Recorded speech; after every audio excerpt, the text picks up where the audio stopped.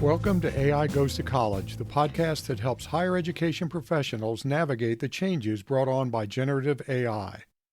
I'm Dr. Craig Van Slyke, and I host the podcast along with friend, colleague, and co-host Dr. Robert E. Crossler.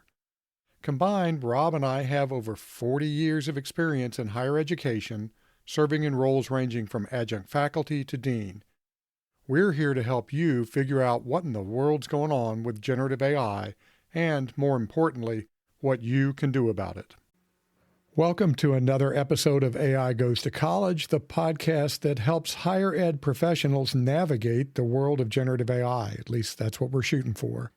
As always, I'm joined by my friend and colleague, Dr. Robert E. Crossler from Washington State University. Rob, how's it going today? Going great this morning, Craig. How are you doing? Good. Let's just jump right in. So recently, you and some of your colleagues and your doctoral students had a pretty interesting session on generative AI tools for academic research. Why don't you tell us about that? Yeah, Craig. So we had the opportunity to host a brown bag series, which we do almost every Friday at Washington State University. And during this brown bag, the students from my doctoral seminar who had been working on investigating various different AI tools and how they can help researchers presented their findings and what you can do with 4 different tools. And in the first part of this podcast, I'm going to discuss 3 of them, and then we're going to roll into another one that we've talked about before, and I'll share some of the findings with that. So the tools that were presented at this brown bag were Connected Papers, Research Rabbit, and Cite. And I'll talk about Connected Papers and Research Rabbit first, because they both work fairly similarly. With Connected Papers, with Research Rabbit, you give it a paper that you've found that you're interested in knowing more about, and it will find the papers that are related to it, and it'll present you a network. So it'll be this network with nodes, which are circles, connected by lines, and the circles have different shadings, the lines have different lengths, all indicating something about the paper. They both work very similarly. I really didn't like Research Rabbit, and I'll talk about why before I talk a little bit more about what Connected Papers can do. So the example that was shown with Research Rabbit took a paper and showed the network, and the network seemed okay, but they don't tell you what the distance of the lines means. They don't tell you what the size of the circles means. They don't tell you what the different shadings of the circles means. So there's a lot of information that they're not transparent about what it means. They also don't tell you where those papers come from. Where's their database? Where's their source of information? All of which gave me some concern. But the thing that gave me the most concern is there's a feature where you can click a button to see the papers that this paper cited. And the individual paper we were looking at cited 83 papers. And in the software, it showed you that it cited 1. So there's this huge disconnect between the papers it said it cited and what it actually did, which made it to where I felt like I couldn't trust what I was getting. Might it be useful to get started, to go poke and to do some things? Yes, maybe. But once you've used it 2 or 3 times, then they want to start charging you money for it. And I just did not see the value there, given the lack of trust I saw there. On the other hand, Connected Papers was a lot more transparent. They shared that they used Semantic Scholar as their database where they got the papers from. So I've heard of Semantic Scholar, I'm familiar with Semantic Scholar, and it has some reputable backing to it. It's not just somebody's made up archive, it's an archive that spreads a great breadth of potential journals and conferences. So tell the listeners what Semantic Scholar is real briefly, please. So Semantic Scholar is a database of, I think it's about 2 million papers that have been published, and it brings them, it aggregates them, much like Google Scholar might, but it does it in a different way than Google Scholar. So it's a broad breadth that a lot of databases will rely upon for the appropriate journals to be searching for when you're looking for research. So I did appreciate that. Then it also defined that the distance between the circles or the nodes shows how closely related different ones are. So the further away, the less related it was. The closer together, the more related it was. So if you wanted something that was very closely related, you could dig into those papers. If you wanted something maybe that was further away, you're going to try to bring in some distantly connected stuff that's already been connected with a research stream, you could go look at those papers. And then the colors that were listed of the circles actually demonstrated how many times those papers had been cited. So if you saw a connected paper that was a darker color, then you knew that other paper actually had a lot of citations to it, giving you more confidence in how much that paper had been influencing the research and how much it had been used. Was it a one-off paper that people really weren't citing yet, or was it one of those seminal papers that a lot of people were citing? Do you have any idea how it determined the degree of connection? Yeah, I believe the degree of connection was based on shared citations. So if they had more shared citations between them, they were more closely connected. If they had fewer shared citations, then they were less connected, which I think is useful information. And the other thing that I wasn't sure about, though, is how it necessarily prioritized what it shared with you. Is it being all-inclusive, and so those papers that maybe were from lesser quality journals just stayed smaller in color, and it was inclusive of everything, which is what I think they're doing. But it wasn't 100% clear that it didn't do a level of filtering to bring together, when I look at papers, I'm usually looking for our top tier journals first, our top conferences first. And I didn't necessarily see if it was making any distinguish between that. My hunch is it's not, which I'm okay with, because I would rather be the person making that assessment than leaving that up to an algorithm in a machine. This gets back to something that's kind of a running theme. These tools can help you, but they're not going to do the work for you. So I think you use something like Jumpstart or Get You Started earlier, and they're good for that. They're good for getting a quick handle on an area. But I'm with you. I wouldn't trust them to make sure it's covered everything I needed to cover. So there's still work to be done, but it can. I've been playing with them, and they can get you kind of up to speed in an area pretty quickly, which is fantastic. Well, and what I like about it too, and I think where some of the promise is let's say I did my own search on Google Scholar, and I started digging into papers and trying to maybe do forward searches, backward searches, similar theories, however I might be approaching that. I'm likely going to miss something. And this is one more tool to maybe help me find a theory that I wouldn't have thought of that's connected. And it may open my eyes to something that would actually inform my understanding in ways that I might miss on my own. So I don't think it's a replacement for the way I've been doing searches and the way I've been digging into things. But I think it's a nice addition to know that I've been thorough in trying to identify papers. And then it gives it nice access to the abstract, so you can read a little bit about what the paper's about very quickly, and then a link to go to the paper. And when I'm on my university's network, oftentimes it recognizes I'm on my university's network, and it will bring up those papers because our library has access to them and so forth. So it's fairly convenient.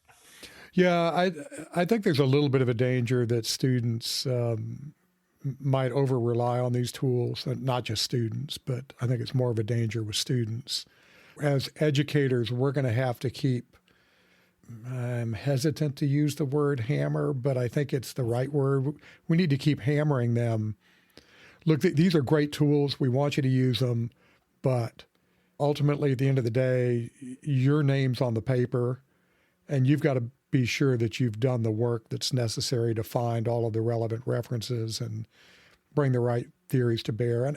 And I think that message goes beyond just academic scholarship. For those of you who are maybe not on faculty or doctoral students, if you're doing your own research into something that's related to your job, you need to have the same level of human oversight. Again, these tools are great for getting a start, for cutting down on a lot of the work that you have to do, but they don't totally do 100% of the work for you. Yeah, Craig, and I think that is a nice segue into the third tool that we looked at, which was Cite, spelled SCITE_. I think it's pronounced Cite, but I'm not certain. And this tool will actually, if you give it a topic, it will write a literature review for you. And it will give you paragraph after paragraph with the academic citations, and I don't trust it, but I can see how someone could very easily rely on these tools. And if you didn't know the content, you would think it sounded just fine. As I read the things that it wrote, it sounded plausible. And if I didn't know more about it, I might completely trust it. And it does it actually using academic articles that exist. It did not make up academic articles. It was using papers that are already out there. And so it gave me a lot of concern, of bias. I don't know where it's sourcing its papers from exactly, so I don't know what it is including and what it's not including. Where did it get access to the papers to be able to write a literature review with some level of understanding? But another feature it has is instead of writing a literature review, it will give you a table of the papers and then a summary of what the papers are about related to a given topic. And it'll order them in order of what it thinks is the most significant. I did find that helpful for similar reasons as I noted about connected papers, is it gives you that start of places that you might want to go and look to begin writing your own literature review from your own understanding of the paper. I have a real hard time, and this goes back to that idea of what students might do or what academics might do who want to write about something, is I really believe the human element of connecting the dots in your head with what's going on and making your own argument is what is necessary for us to rely on the science that we're creating, as opposed to saying, yeah, a machine wrote all those ideas for me and I agree with them. Because if you haven't read the papers, if you hadn't made those connections, then it really begins to question what's missing in that human element of the research process. What value are you bringing to the process? I was just at the College of Charleston giving a couple of talks on AI. And one of the things that I said, it's a message that we need to send to the students pretty strongly, is if all you can do is copy and paste what AI puts out, what does anybody need you for? Correct. The value add of what we're being paid for, whether it's as employees or whether it is as researchers or what we're learning, is diminished, goes away if we don't bring that critical thought, the human element to these things. It begs the question for why. And I really don't think we're there yet with AI where it's able to piece together these critical elements like the human mind can. But I do think it's helpful to reveal to the human mind other things we should be considering, other things we should be processing. And in the words of my dean, it's really like having a great intern, to where it can go out and do some things for you, gather some things for you, and then help you to be more productive with your time, that you didn't necessarily have to spend the hours and hours digging up those papers, but it presents them for you. So you can spend the time that you have to do research, that you have for doing your job, on the parts where you really do add the value, not where it's busy work going out and gathering those places you should be looking. And that's the message we need to be sending, is you can leverage these tools to cut out the grunt work so that you can focus on where your particular insights and perspectives bring a lot of value to whether it's to the science or to whatever it is that your job happens to be. So I think that's a message we need to keep hammering, and I'm sure our listeners will get tired of hearing us say this, but it really is something that we need to be driving home over and over and over again, not only to ourselves, but more importantly to our students. Absolutely, Craig. As someone who teaches a cybersecurity class, one of the things I want all my students to be is skeptical. And I think that absolutely applies in this world of AI, is be skeptical of everything and bring your critical thought to all situations. Because the more you begin to just rely on, I trust this thing I'm getting, I trust this thing I'm getting, the more likely you are to be being taken advantage of in one way, shape, or form. Anything else to add on those tools? No, the fourth tool we talked about, and I'm going to use this as a segue to where we're going, was NotebookLM, and as a tool for helping you to answer questions from research articles. You load up these notebooks with papers, and then you can start querying them. You can create audio summaries of them. You can create study guides from them. A lot of different things that NotebookLM can help researchers with as they're trying to simplify their understanding of papers. Yeah, and we've talked about NotebookLM before. I've written about it in the AI Goes to College Substack. It really is a fantastic resource. The real quick 30-second overview is this is a tool from Google. It's notebooklm.google.com, where you can upload your own resources. We're talking about papers, but it could be websites, it could be videos, it could be Google Docs, it can be a lot of different things. And then it will use those documents as the foundation for whatever it is that you're trying to accomplish.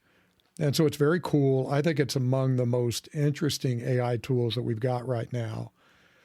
And it is absolutely fantastic for certain kinds of academic research. But not only that, you can upload your university's policies around something or your university's recruiting materials or whatever it might be, and use that as the basis for your conversations with NotebookLM.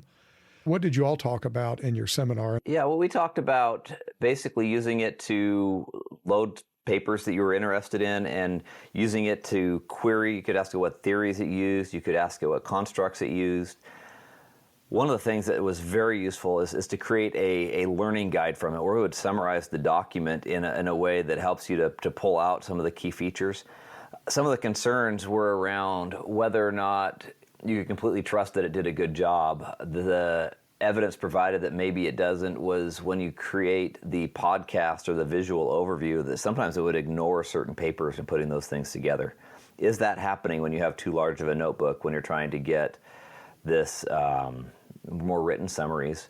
And then another concern that was brought up that I'm not certain I know the answer to, and maybe you can shed some light on this, Craig, is does Google train off of that information? So if you upload, say, a paper that you have written and you're asking it to help you do some things with your own stuff that hasn't been published yet, are you functionally giving that away to Google to train their models to do their things? No one had a perfect answer for that when we were discussing that, and that raised some concerns as well. I would assume yes, because it probably is. I don't know the answer to that question, but I think I would behave under the assumption that it is. Although I'm not as worried about that as a lot of other people are. I mean, I just think the probability of somebody scooping my idea based on how the model gets trained is pretty low. When you think about it, it's got to be trained, and then it's got to be tested, and then it's got to be rolled out, and then the query has to be such. So I don't know. Greg, where I think the interesting thing is, though, is we're pretty quick, perhaps, to upload copyrighted content.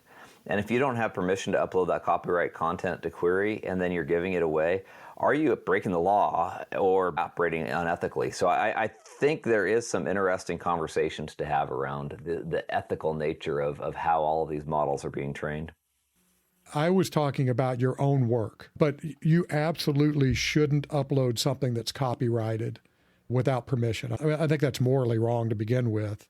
Yeah, that's a bad idea. So I would agree with you there. There's another problem that may or may not have come up in your conversation, but I've had it come up about NotebookLM, and that's its apparent bias.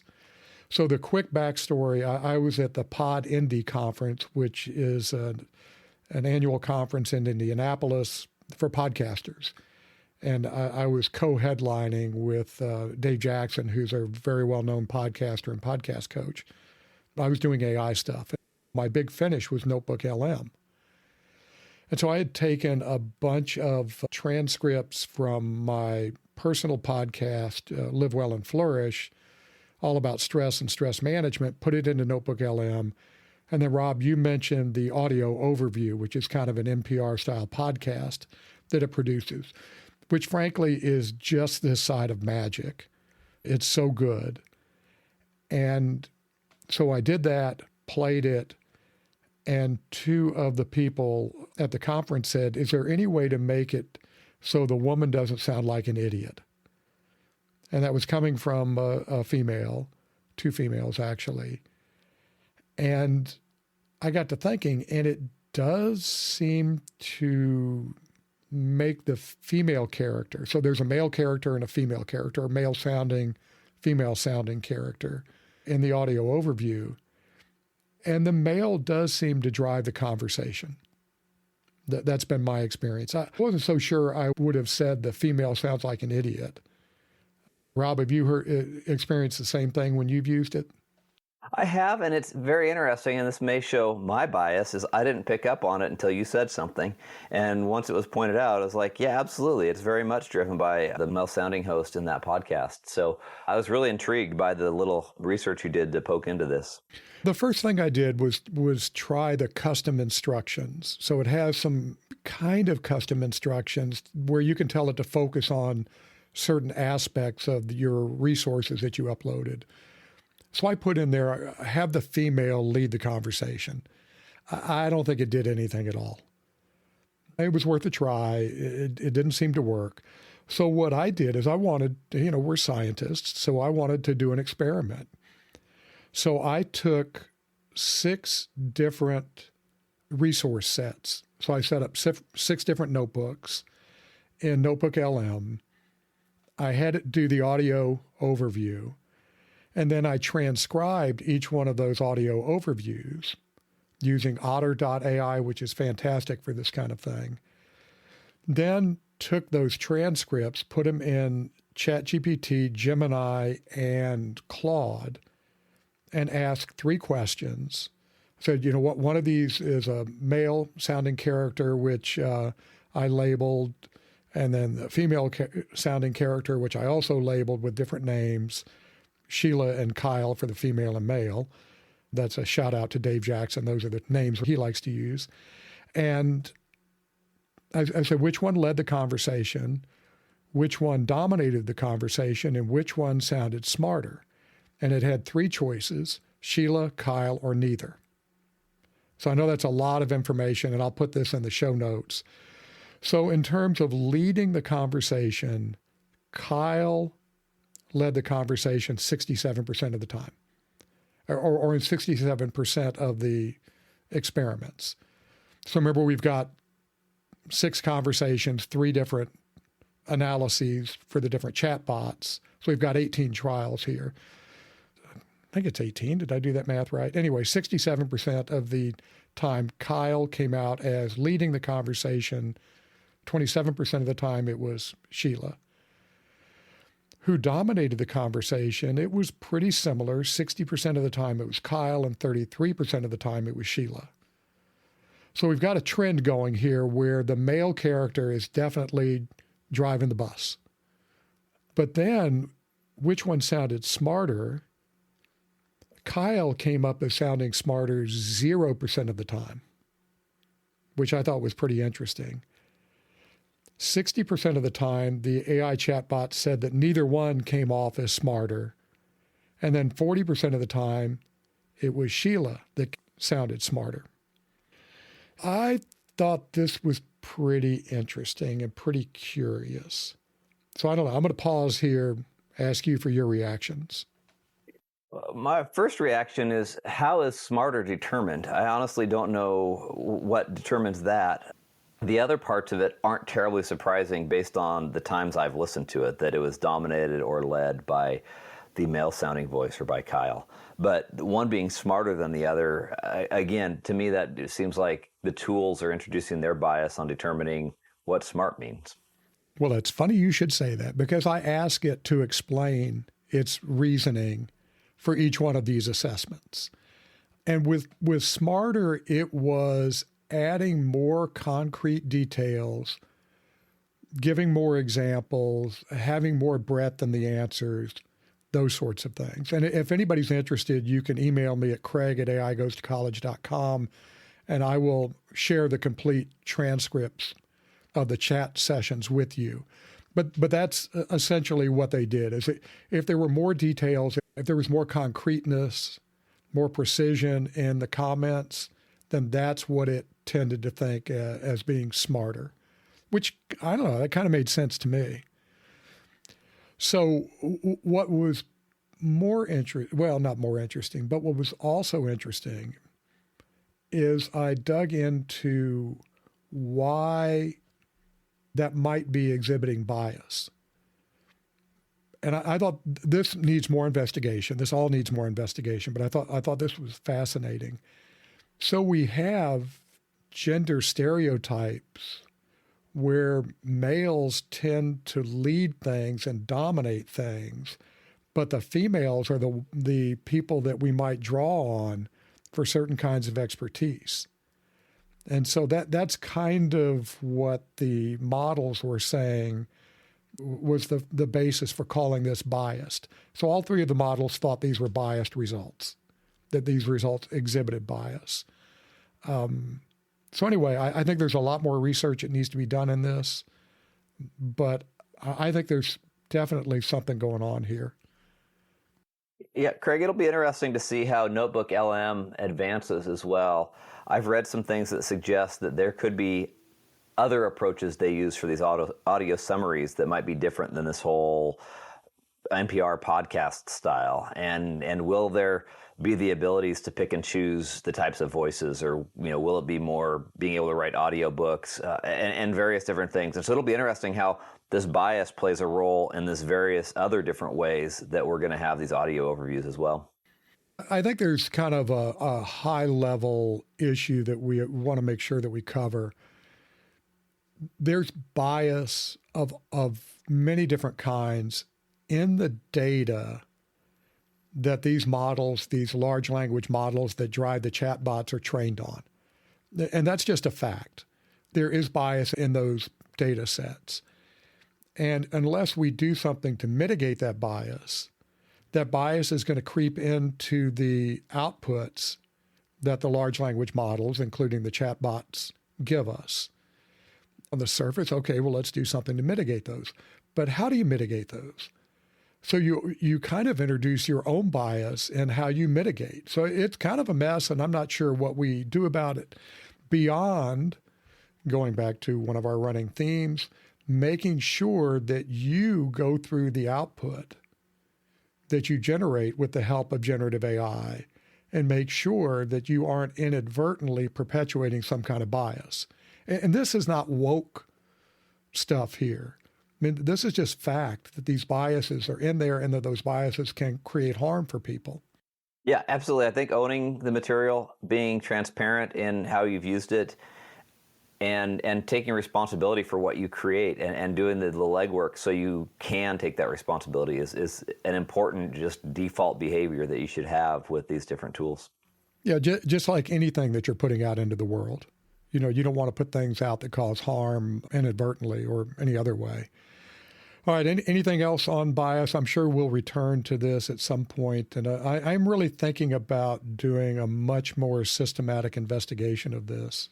Because one of the reasons is that your students, whether you know it or not, and this is not just for you, but any of our listeners out there that teach, your students are using NotebookLM to help them study. Absolutely. What are the long-term implications of that? And I don't blame them. I would too. I think it's brilliant. I encourage my students to use it, but I encourage them with the whole idea that they also need to do more than just that if they want to truly understand what's going on.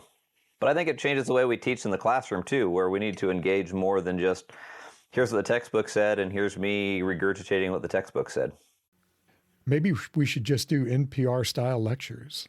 So, Rob, today we're going to talk about privacy in information systems, whatever it might be. Okay, the caffeine's kicking in, so we should probably move on.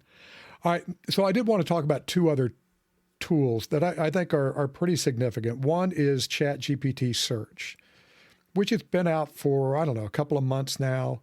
And if you use ChatGPT, if you look down at the text box where you put your prompt in, you'll see a little globe. And if you click on that globe, you're basically telling ChatGPT to go out and search the web when it's developing its answer. Have you used that much yet? I've used it once or twice and found it useful, but I'll tell you my struggle is Google has Gemini, ChatGPT has their search, and everybody has these different searches. And when one seems to be working fairly well for me, what's the cost of changing? Yeah, that makes sense to me. Although where I might disagree is Gemini is not quite as good at some things as ChatGPT is. And so if you're doing a quick thing that would be like a web search, we've talked about this before, Gemini is fantastic. But if you want to go further than that, sometimes I find Gemini a little bit limiting. That's when I turn to ChatGPT Search, because you still get all the things that ChatGPT is good at least most of those things, while you're doing search. The downside is at least last time I looked, you could not attach documents and do search in the same prompt, which is a little bit limiting. If it's something that's extensive, Perplexity works really well for me. So I'm a big fan of perplexity.ai for anything where I want it to go out and search the web or look at particular documents. So we'll see. I mean, hey, if it works well for you, okay. If it doesn't, okay, don't use it then. It's kind of my attitude. But for the listeners who haven't played with it, I think it's worth playing with. And just to be really clear, you can turn it on and off within a conversation, but you can't search and upload a document in the same prompt. Rob, anything else on ChatGPT search? Well, the only thing I would add, and this is, I think, the struggle that the people are going to have to ultimately go down the pathway is are you going to be the person who uses all of these tools? Are you going to be like Craig? Or are you going to explore a little bit and decide what is your perfect set of tools? Because at the end of the day, A, whether it's the number of subscriptions you're willing to pay for, or B, whether it's the cognitive memory of which tool do I need to go to when, you're going to come to a point where you say, this is good enough for what I want to achieve. So I would encourage everyone to play with these and to come up with your own assessment of what's useful for how you seek out information and seek out answers to things. Yeah, absolutely. Don't be like Craig, because I just like fooling around with this stuff. So yeah, that's probably not a productive way to do this. Although I think when you hear about a new tool, you might want to check it out because you may find that it's better than what you're using. And virtually all of these tools have a free tier, which is fine for most uses. So you don't have to spend a lot of money to do this. All right, speaking of new things, Google Learn About, and it's learning, learning.google.com. And that's Google's Learn About. This is a really cool new tool.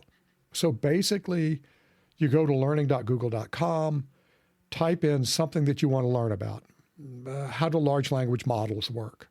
Hit enter, and it kind of creates a mini textbook chapter on that topic, including pointing out to websites where it pulled the information from, that sort of thing. You can ask for more details. You can go down different branches. It's really cool.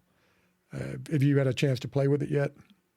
Yeah, I played with it. I was impressed. And as someone who's a textbook author, at some point I start to wonder, at what point are textbooks irrelevant? Because you're going to be able to dynamically create exactly what you want on the fly and guide your students that way, as opposed to saying, we're all going to use the same exact textbook. It was scary. Yeah, it is. I think the problem with it right now, there are a couple of problems. One is it's not curated. So you would put a lot of effort into curating the material and organizing it and thinking about the flow of the course and that sort of thing. So that's a big reason we use textbooks, is because it's a way to organize everything really easily. But who knows, in 20 years or 10 years, yeah. Well, I see, especially with young faculty, they really rely heavily on textbooks for what they want to do for that exact reason. My more mature faculty who've been doing this for 20 plus years, they're more apt to feel like, I kind of know the path, the direction I want to go. And so is the value going to be on mentoring young faculty on how to utilize these tools to curate and create a well-designed course, as opposed to asking our students to spend $150, $200 on a textbook to go through that process for them. So it's going to be really interesting to see how that process plays out. Or they can just use a textbook that doesn't cost that much, like ours. Amen. It's going to put pressure on the textbook publishers, and I think that's a good thing overall. There's a huge problem with it right now, though. Once you close out that window, that session is gone forever. So right now, it cannot save sessions, which is a big drawback for instructional use. You can just save it as a web page, and that seems to work reasonably well. But you can't go back in and say, oh, I should have asked it this question. It's just gone.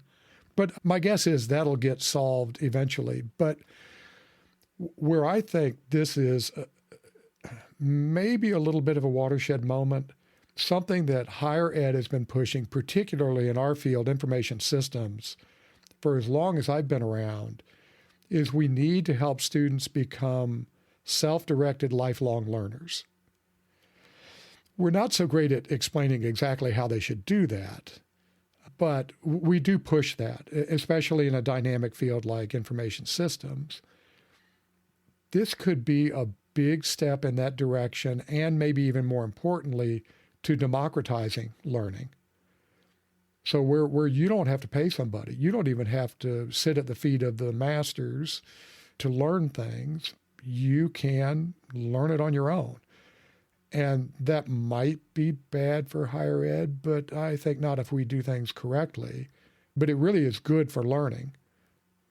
So I think that's why this Learn About, and I'm sure there will be other tools along these same lines. I think that's where this is really, really important. Yeah, absolutely. I think, you've probably experienced this with your students as well, is they come up to you after class and they want to go deeper onto a topic. They want to know where else they can go. And I can see this absolutely engaging those who are becoming curious about the topics and wanting to engage with them further beyond where the classroom activities may have taken them. Yeah. And this could be a great assignment. Just here's your topic, create a Learn About. Or you could do the same kind of thing with Perplexity, create a Perplexity page. That's not easy to say. Perplexity page about this topic. So I'm really excited about these tools. I know a lot of our colleagues in higher ed are justifiably feeling a little bit overwhelmed right now with all of this. It's going to settle out over the next 5 or 6 years, I think, and we're here to help you. So one of the best, and this is a plug, but I really mean this, one of the best things you can do is listen to podcasts like this, read newsletters like AI Goes to College, and help us sift through some of these things where you can direct your energies where they're going to do the most good. All right, we've covered a lot of ground here. Any last thoughts, Rob, before we close? Yeah, 2 thoughts. One, just a reminder, play with the tools, get to know them, get to figure out how you would use them, and settle on the ones that you like. Another plug I'll make is if there's something you want Craig and I to talk about that we haven't touched on, please let us know, and we can dig into it, and we can potentially bring it in as a topic, and maybe, if Craig's willing, maybe we'll have guest visitors who might be able to shed some light from a different perspective along the way. Yep.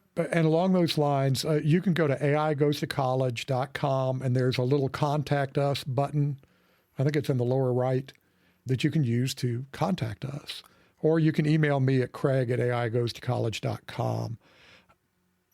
One of the things that Rob and I have talked about is hosting an Ask Us Anything session.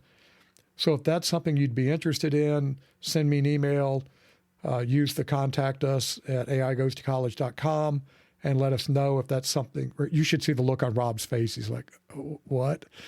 You did? We talked about this. So I think it'd be maybe a useful thing for people. All right, 2 other real quick things. If you want either one of us to come to your campus, either virtually or live, and talk to your faculty, talk to your staff, your colleagues, your students, let us know. Talked about how you can contact us. We're both willing to do that. We do that sort of thing on a regular basis, and we'd love to help you out. And then the last thing is I talked about Lex. Lex.page is a AI-enabled low distraction writing environment, which I use all the time now. They reached out to me, and they are offering a 25% discount on the annual Pro plan if you use the discount code AIGTC. We don't get anything out of this. It's not an affiliate deal. It's just something that they wanted to do for AI Goes to College listeners. If you haven't used it, check it out. The free version is actually quite good. It's like the copy editor that you wish you had on call 24/7. It's really a fantastic tool, so I encourage you to check it out. 25% off using the discount code AIGTC. All right, I'm tired. Anything else, Rob? All right, that's it for this time. We will see you next time on AI Goes to College. Thanks for listening to AI Goes to College. If you found this episode useful, you'll love the AI Goes to College newsletter. Each edition brings you useful tips, news, and insights that you can use to help you figure out what in the world is going on with generative AI and how it's affecting higher ed. Just go to aigoestocollege.com to sign up. I won't try to sell you anything, and I won't spam you or share your information with anybody else. As an incentive for subscribing, I'll send you the Getting Started with Generative AI guide. Even if you're an expert with AI, you'll find the guide useful for helping your less knowledgeable colleagues.